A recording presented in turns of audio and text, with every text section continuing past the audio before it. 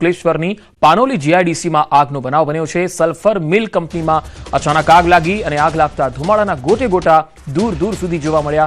આગની જાણ થતાં જ ફાયર બ્રિગેડની ટીમ ઘટના સ્થળે પહોંચી ગઈ હતી। ફાયર બ્રિગેડની ટીમે આગ પર કાબુ મેળવ્યો છે। સદનસીબે આ ઘટનામાં કોઈ જાનહાનિ થઈ નથી, પરંતુ તસવીરોમાં જોઈ શકાય છે જ્યારે આગ લાગી હતી ત્યારે કેવી તસવીરો હતી। અફરાતફરીનો માહોલ હતો।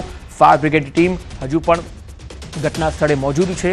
સદનસીબે આ ઘટનામાં કોઈ જાનહાનિ થઈ નથી। હાલ ફાયર બ્રિગેડની ટીમે આગ પર કાબુ મેળવી લીધો છે। જો કે આગ લાગી ત્યારે લોકોના ટોળે ટોળા એકત્ર થયા હતા।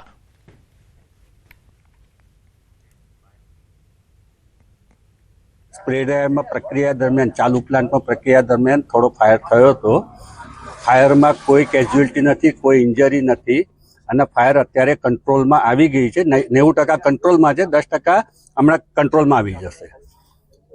ફાયર ટેન્ડર એક બોલાવેલું છે અને બાકીની કંપનીની ફાયરની ટીમ છે, ERT ટીમ, એ વર્ક કરી રહી છે।